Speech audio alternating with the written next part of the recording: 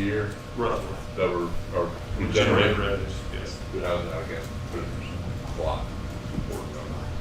And for members of the public that don't know, these regulations that Captain Walter's talking about is the exact reason we closed the juvenile detention facility a number of years ago. Because there, you gotta have eyes on the youth 24/7, and it just costs prohibitive. Now, the question I'm gonna have is, or you do have the ability to determine which inmates from Yes. Kerr County come, so we don't. Yes. Want to make sure that. So anybody that we come that does become problematic, the sheriff can request that they be removed and returned to Bear County. So yes. And we don't get, We're not getting bad. we're not getting the Bad worst so out bad. of Kerr We County. hope not.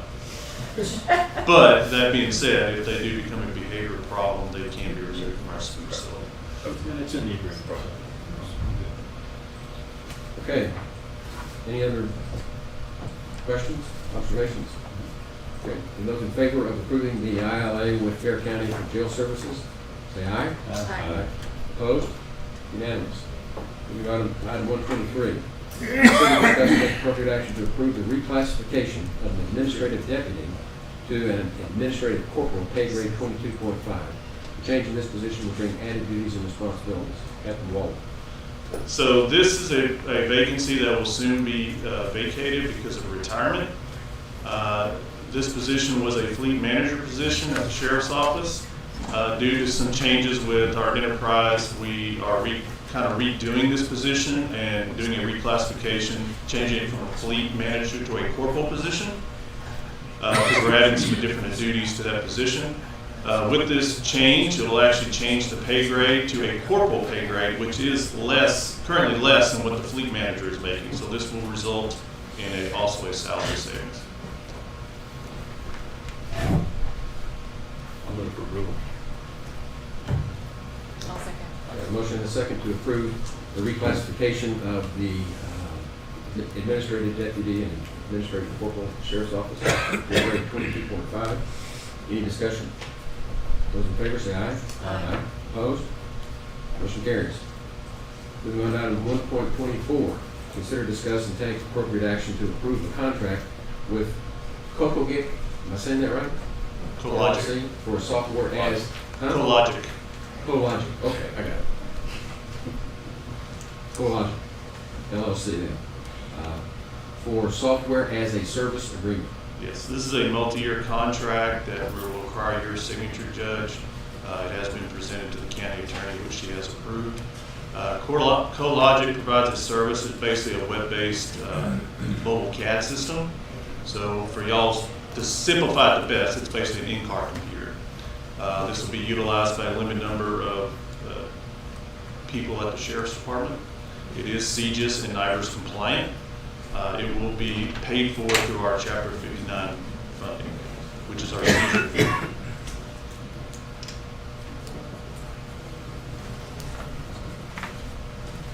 I'll I move that the court approve this contract with CoLogic LLC for software as a service. I'll second. Got a motion and a second to approve the CoLogic software agreement as presented. Any discussion? Is this going to result in any more memory needs or anything like that? Basically, if you. This is a web-based platform. It does not utilize anything on the Kerr County network or anything that would require any services about it. It's cloud-based. What information is stored is cloud-based through their company. So it's a web-based platform. It is something that we're kind of using as a temporary solution until as we move forward with our IT infrastructure upgrade and we become CJIS compliant. It is something that, as we've talked in the past about having office-wide in-car computing, but we are temporarily can't do that at the moment. So hopefully that's something that we'll start looking at in the near future. But this is a Band-Aid. A little bit. Okay. Before we move on to the next item agenda, We didn't vote. oh, all those in favor of the CoLogic agreement as presented, say aye. Aye. Opposed? Unanimous. I'm getting ready to call 1.25. Why don't you ask the citizens to come in? All right.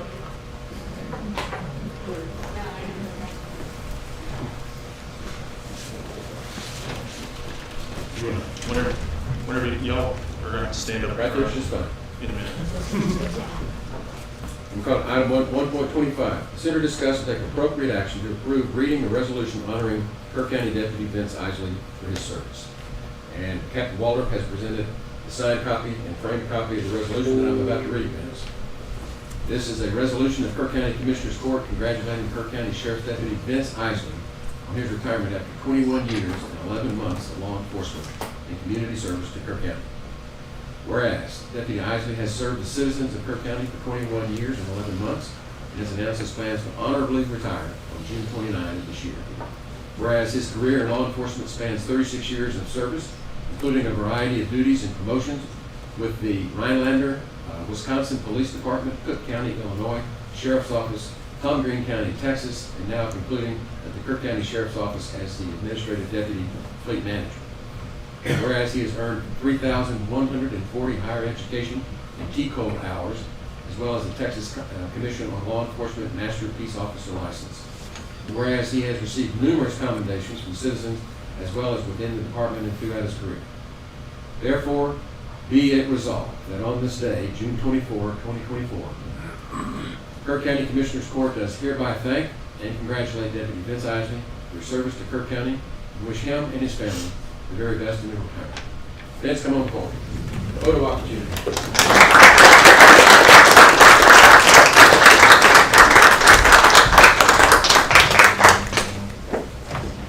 Let me say, when I first met Vince, I couldn't figure out his accent. It certainly wasn't Texan. But I want to present this to you. We'll shake hands back here. Okay, hold this right here. Congratulations. Thanks, I appreciate it. That's smart.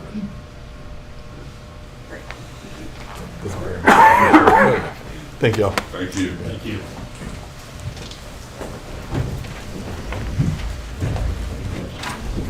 Well, before we close on this, I just want to thank Vince myself, because I've had the pleasure of supervising Vince for the last about 3 years, and it's been an honor. It really has. And everything I've ever asked of Vince, he's done willingly and done it correctly, and he's taken on some tasks with the county that a lot of people probably would not want to do, but he's done it very well, and I just want to tell Vince how much I appreciate it.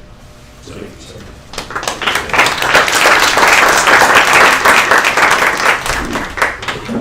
Believe it or not, we're right on time, 10:30. That's item 1.26, discussion regarding the proposed budget and tax rate. And I think some people have come. I don't know if they turned in a speaker form to you. No, I have not seen any. But this is an opportunity to get input from the public regarding the proposed budget and tax rate process. Is there anyone that wants to address the court? Well, then let me just kind of give you a status report. I was kind of out of pocket last week and still have to catch up on the proposed budget with the auditor. But we're still hovering right around $63.5 million for a budget ask. We have a number of new hires included in that, mostly full-time, some part-time. We have a number of departments that are asking for raises for not only the department head, but also department members. Some of them all the way across the board. We have one situation where we have to decide whether we're going to move responsibilities that was the subject of a contract between the court order of the county, and we're juggling all that. And the one thing that we have, and I say we because I don't do anything without talking to the auditor when it comes to the budget. She knows that's true. But we haven't really addressed what we're going to do about the raises for people, especially for all departmental, which is kind of that's a big swallow. Doing all departmental raise, or what we're going to do about the wage adjustment. And for those of you that don't follow our budget process, we do not call it a COLA, a cost of living adjustment, because we can't raise it that high. And so a number of budget cycles ago, we shifted and called that now just a wage adjustment. If we're going to try to pay more money to our employees to keep them somewhat close to what the inflationary rate is, we call it a wage adjustment. And that would apply to all 350 so employees in the county. course, that's always a subject of interest when we do that. And these are just some of the moving parts that I share with the public that we're looking at and trying to figure out what to recommend. And I close by saying that whatever I do recommend is exactly that, a recommendation. This court will set what the budget is. There may be things that I don't include in the budget that you may want to add. There may be things that I put in the budget that you disagree with. But it's a recommendation. And then we'll have, I think, 3 workshops or 3 opportunities to sit down and work through that with the court, full court, before we come up with the final budget. And that's the way the process works. And I'll ask one last time, is there anybody who wants to address the court at this time? There being none, we'll move on to the next agenda item. 1.27, consider, discuss, and take appropriate action to increase approved budget for the IT office remodel. And this is Corey Timmons, our new IT director. Morning, everybody. Everybody that sees his name spelled, just remember, tennis. It's like a tennis ball. Like tennis, yep, tennis ball, that's right. So this is a slight modification to the already approved design for the footprint for the IT office. The only addition that I'm asking for on this is a separate wall to actually create an office for the director position. As of right now, we've got 5 of us sitting shoulder to shoulder, and there's loud server fans going on at all times. I have worked with Shane there at maintenance. He felt that the additional wall would run $300 for the wall, probably $150 for the door, at an additional cost of $450. A little Rounded it up. rounded up to $1,200. We felt we should be able to get this project done. And let me just say that Corey did come to me and talk to me about this before making the request. So I appreciate the teamwork. Yes, sir. I move to approve. I'll second. We've got a motion and a second to approve the budget increase for the IT office remodel as presented. Any discussion? A general comment, I still look at this as a short-term fix. I don't look at this as a permanent thing that needs to be done. I think that IT needs a different, better, everyone look at it. But I totally agree that he needs his own office, and this is a patch. We're probably tripping your office space. We've got storage room behind the tax office. Yes, sir. And, but it's still not adequate. Yes, sir. And we understand. So we have a motion and a second. Those in favor say aye. Aye. Opposed? Motion carries. Unanimous. Thank you. Item 1.28, consider, discuss, and take appropriate action to approve a statement of work with RX Technology for the Active Directory Rebuild Project. Mr. Timmons. Yes, sir. This is just the final approval step of the Active Directory rebuild. It has been approved by, or reviewed by the county attorney. The funds are actually going to be coming out of the 116 debt funds. So this project is covered financially in this budget. Do we have a motion? I'll make a motion that we approve the statement of work for RX Technology. I've got to ask because all seconds that I'll ask.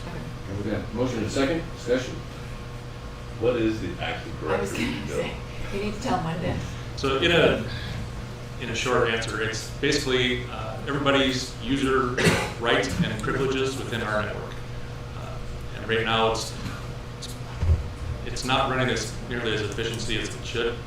This project will clean it up, put all the roles and responsibilities in the correct folder so that way everybody can access their required parts of our network. This is the roadmap. Yes, sir. It's already in the current year's budget, right? Yes, it's already funded. Pretty pricey. It's a 6 to 8 month It's a long 6 process. month project. It takes a while. And this is the first step before we can actually make the move into Office 365 or any other virtualization. First. So wait a minute, if it's gonna take 6 to 8 months, are we gonna get this done with 23-24 budget funds, or is it gonna spill over into the next year? It will spill over into the next year. However, I have been working with Tanya, and we've got a plan for all that, all those funds, because it's actually coming out of the Debt 16 funds. I just have to give her the timeline of what will be completed in this fiscal year, and then how much will be required into the next fiscal year. But that money has already been set aside. That's part of the open budget, stays in fund balance for the spending next year. Any other discussion? Those in favor say aye. Aye. Opposed? Unanimous. Thank you. 1.29, consider, discuss, and take appropriate action regarding the interlocal agreement for mental health program of the Hill Country Regional Public Defender's Office by and between the state of Texas and the counties of Bandera, Gillespie, Kendall, Kerr, and Medina for the fiscal year 24-25. This is a grant agreement that the PDO is getting from the state and asking us to be part of that with the other 4 counties that we're in the PDO for.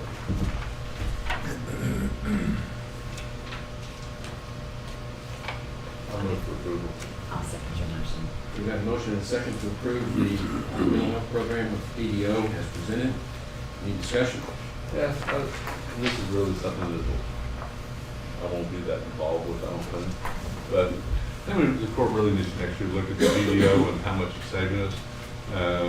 My understanding is that more and more of the cases are having to go to outside counsel because of conflict of interest issues. And I think we should really look at this. It started out saving a lot of money. I think it's still saving us money, but I think it's one of those things that we really need to look at and not just go blindly forward with the PDO in future years. But that's just a comment, hearing from Mr. Holt, that he In can this- be looking at this next year.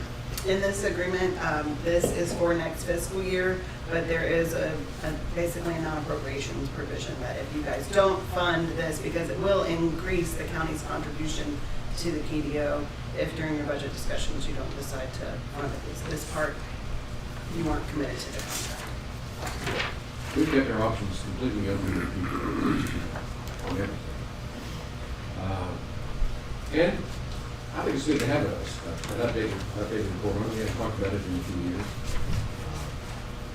Kerr County still has, in most cases, of any of the 5 counties in the PDO. And that's largely because we have 3 courts instead of the typical 1 or 2 that are in one counties. We've got 2 district courts and the county court of law. So, And another comment on that is just a point that about reviewing it. I mean, Judge Kelly and I have been pretty adamant that there's not be an automatic renewal provisions in the PDO. They want, most of the counties wanted this automatically to go forward and forward. And we kind of, no, we need to look at this and discuss it every year. we're pretty conservative. Keep eyes on this thing. Okay, we've got a motion and a second to approve the mental health program with PDO as presented. Those in favor say aye. Aye. Aye. Opposed? Unanimous. Item 1.30, consider, discuss, and take appropriate action to approve reclassifying job title from senior election clerk to deputy county clerk bookkeeper to be paid out of the ARPA for the current fiscal year FY 24-25, moved from Department 402 to Department 403. Ms. Alford. Yes, I have promoted the senior deputy elections clerk to the chief, and now I would like to change her job title to bookkeeper because I feel like the county clerk's office needs a bookkeeper to do the monthly reports and other things that need to go along with that. And the senior clerk is being paid out of the ARPA fund since it was a new position in last budget. And since this is a new position, I've talked to the auditor and we've talked to GrantWorks, and it's still considered a new position. So, I make a motion to approve that we discuss. I'll second your motion. We've got a motion and a second to approve the change of the senior election clerk to the deputy county clerk bookkeeper as presented. Discussion? So the person was being paid out of ARPA and will continue to be paid out of ARPA. Now that it would be moved to for 403 to the chief deputy line item, or the clerk's line item. Okay. So then are we replacing the senior election clerk? What happens there? The chief deputy will be elections, just like she is doing, and the chief for the county clerk's office. And then the senior election clerk title would be changed and job description would be changed to bookkeeper. Okay, so is it a new position, or we just change it? No, just changing the title of the position. It's not a new position, everything's the same, there's no more money. Just so that everybody understands, the senior elections clerk Yes, sir, is now your chief deputy. that is correct. Okay. And the senior elections clerk last year was paid out of ARPA funds. Correct. But going forward as chief deputy, will be paid out of, County clerk's budget, right, the 403. and the bookkeeper position? Will be paid out of ARPA fund till the end of this year, then we will have to put that into the 403 county Yeah, clerk this budget. fiscal year, not that. Or, Next is it next This fiscal? fiscal year, it will still be available for ARPA funds. Next year, we'll have to cover it. And that's one of those new positions that we added in elections last year, right? Correct, yes, sir. Yeah. Okay. Any other discussion? So will that reduce the amount of ARPA funds available that we're gonna talk about on July 1st? No, because it's already a position currently in the ARPA. It's vacant, and she's just changing it to a different position in order to fill it based on the needs of her department. That position was approved as an ARPA expense last year, and it will carry over for next year, I understand. There's not any positions that will carry over for next year for ARPA at this time, except for the temporary. Okay. Then those in favor say aye. Aye. Opposed? Approved unanimously. Thank you. That brings us to the approval agenda. Item 1, which are budget amendments.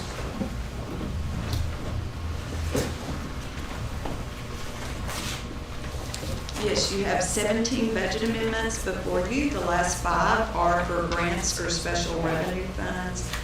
The first ones are mainly on line item transfers, just looking at everyone's budgets where they are right now, what they're projected to spend by the end of the year. And this is part of that truing up process in the year. Yes. Is there a motion? I'll move to approve. I'll second your motion. We've got a motion to approve, we've got a motion and a second to approve the budget adjustments as requested. Those in favor say aye. Aye. Opposed? Passes unanimously. 2.2, pay bills. Yes, invoices for today's consideration amount to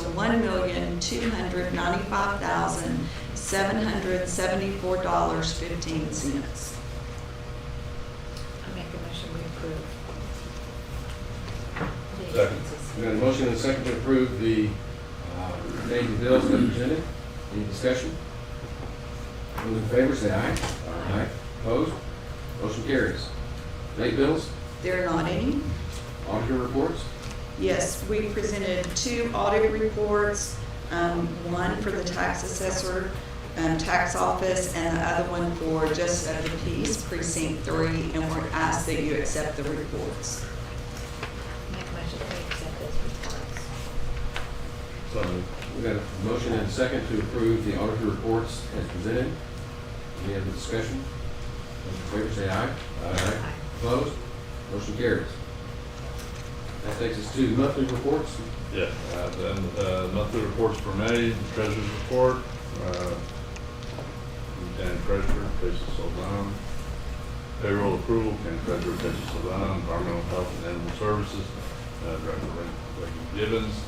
Justice of the Peace, Bill Ragdale, Precinct 4, and Judge J.R. Horn, Precinct 2, and District Clerk's Office, Don Lance.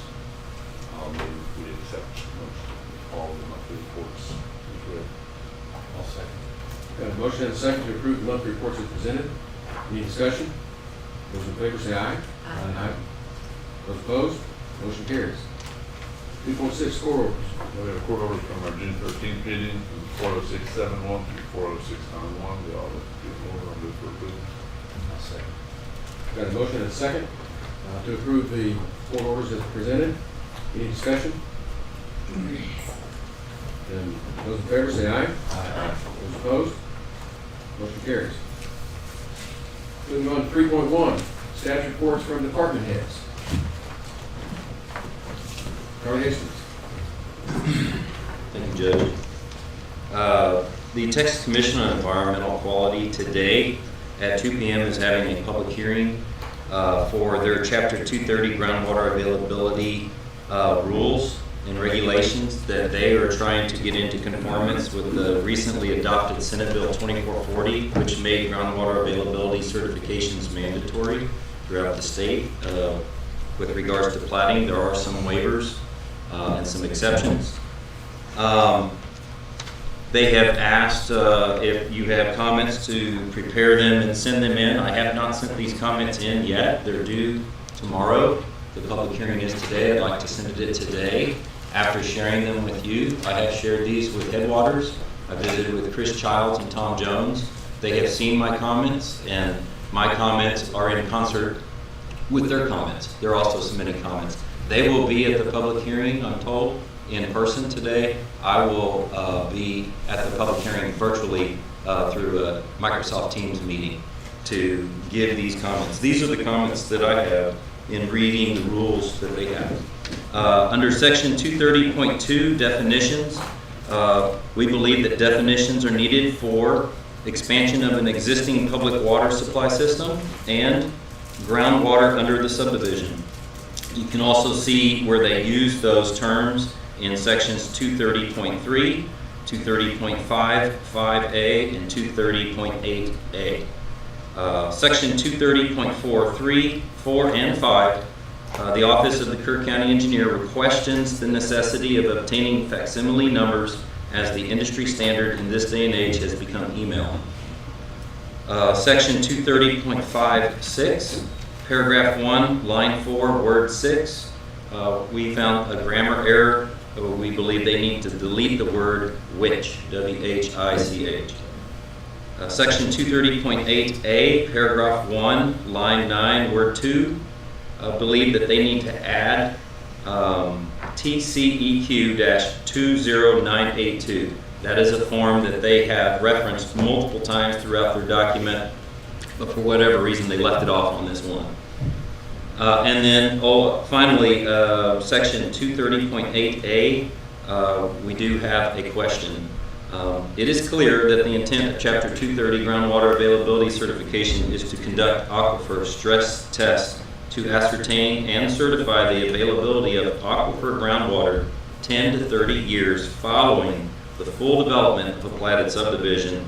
However, in the case where expansion of an existing public water supply system, and I'm reading, these are quotes, these are straight out of their rules. Their rules say, in the case where expansion of an existing public water supply system or installation of a new public water supply system is the proposed method of water distribution for the proposed subdivision, site-specific groundwater data must be developed under the requirements of Chapter 290, Subchapter D of this title, relating to rules and regulations for public water systems, end quote. Chapter 290, Subchapter D, does not require the use of an observation well, nor are there requirements surrounding the use of previous pump tests. Furthermore, site-specific data generated from a Chapter 290 Subchapter D pump test allows one to calculate a transmissivity value, but without an observation well, one cannot calculate a storativity value. What is TCQ's intent in requiring site-specific groundwater data to be developed under Chapter 290 Subchapter D for when expansion of an existing public water supply system or installation of a new public water supply system is the proposed method of water distribution for the proposed subdivision? That's our question to TCEQ. I did read the regulations from 1999 when these rules were put into play, and there were some backup information from, I guess, the legislative sessions or however it was they came about those rules, but they never explained why 25 years ago they adopted this. It's still in the proposed rules. It's not proposed to be changed. All the changes that they're making are really to be in conformance with Senate Bill 2440. But it's our opportunity to question why are we doing it like this? Why is that? Why did TCEQ adopt these rules 25 years ago and nobody said anything until today? Those are our, I would like to submit that document. It would come from my office if the court is okay with that. I will be presenting those at the public hearing later this afternoon. They're going to have a pre-question and answer at 1:30. At 2 o'clock is the public hearing, and then they're going to have a post-question and answer approximately 30 minutes after the public hearing. Is this in Austin? Yes. It's in Austin, yes, sir. Charlie, my only comment is I'd sure love for you to ask TCEQ, you know, why don't they have any requirements for public water suppliers who have permitted wells to conduct some sort of periodic test? You know, they keep taking on additional customers based on something that was done 20 years ago or so. You know, and it wouldn't be that difficult to actually test their wells to see if they're still capable of supplying the water that they've been assuring everyone that they can supply. Things have changed, you know, our aquifer levels keep going down. So I don't know if it's every 5 years they ought to have to retest a permitted well or something, but to me there ought to be a requirement somewhere that guides that. Yes, sir. If it pleases the court, I'll ask that question. I think another issue is with public water systems, how the new rules interact with the CCN rules. Yeah, I mean, it's a gray area there. On one hand, telling them that you will provide water or you release the customer, and the other one saying you got to do stuff that, you know, a bunch of other stuff, and it doesn't seem consistent. Sure. Was there something in there about model subdivision rules versus requiring a TAC 230 when it's impossible to do it? No, That's sir. where model subdivision rules apply. Right. That would be great to get that clarification as well. TCEQ wouldn't be I the, guess it's not. that would be a water development board question. Yeah, but still, it's probably good to put it out there. So if I understand correctly, Charlie, you're asking us, the court, to approve you submitting your comments as you're into this. Yes, sir. This is under a I don't status think we can- report from department heads. So we don't get to take action. We don't take action, I think, I mean. I want you to know what I'm going to do. Well, and thank you for. Not asking for permission, telling you what I'm going to do. Well, and so Putnam knows, I met with Tom Jones this morning before he left. And we went over some of these very same stuff, and I think y'all are in concert. Right? We're in concert. Yeah, we visited on Friday together, and So that the public knows that you will be on there by Zoom, or what is it? Microsoft Teams, yes, sir. Teams. Basically a team, a Zoom But meeting. you'll be participating in the meeting, and then we have Tom Jones as well as Chris Childs there in person. Yes, sir. So Kerr County will be represented. Hope they have a long afternoon. Good, I suspect this is gonna be a rather long hearing, but it's good. So yeah, I think, I appreciate you coming and telling us what you're gonna submit, and I don't believe you, you know, And we like it. yeah. Okay. We're dealing with it. As we speak. Any other department heads? Let's move on to 3.2, which is task force of elected officials. Okay, there being none, then let's move on to 3.3, status reports from liaison commissioners.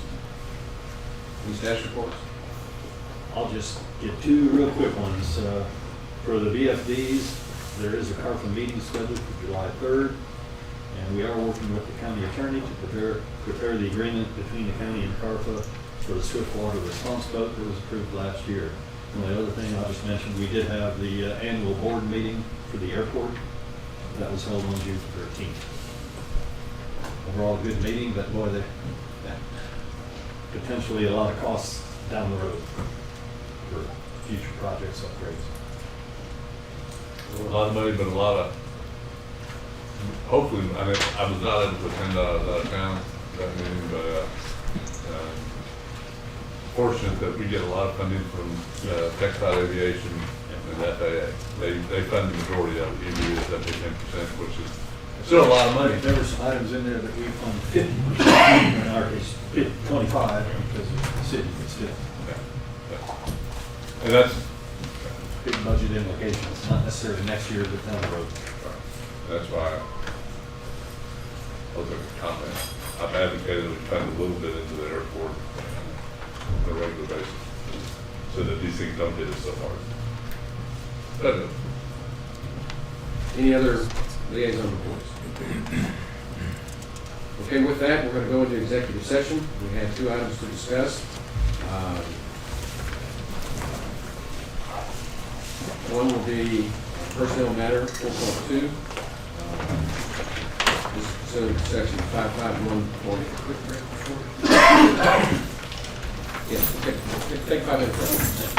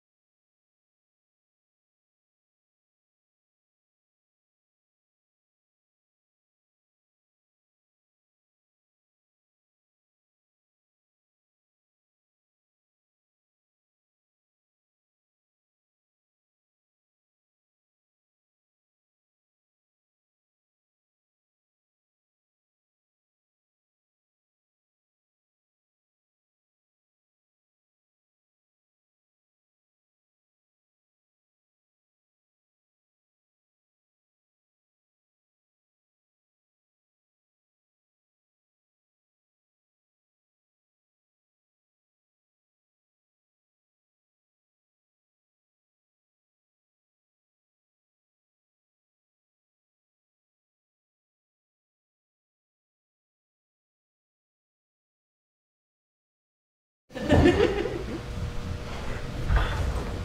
time is it? 11:41. We're back to session, and we have no action to take following executive session. And at 11:40, we are adjourned.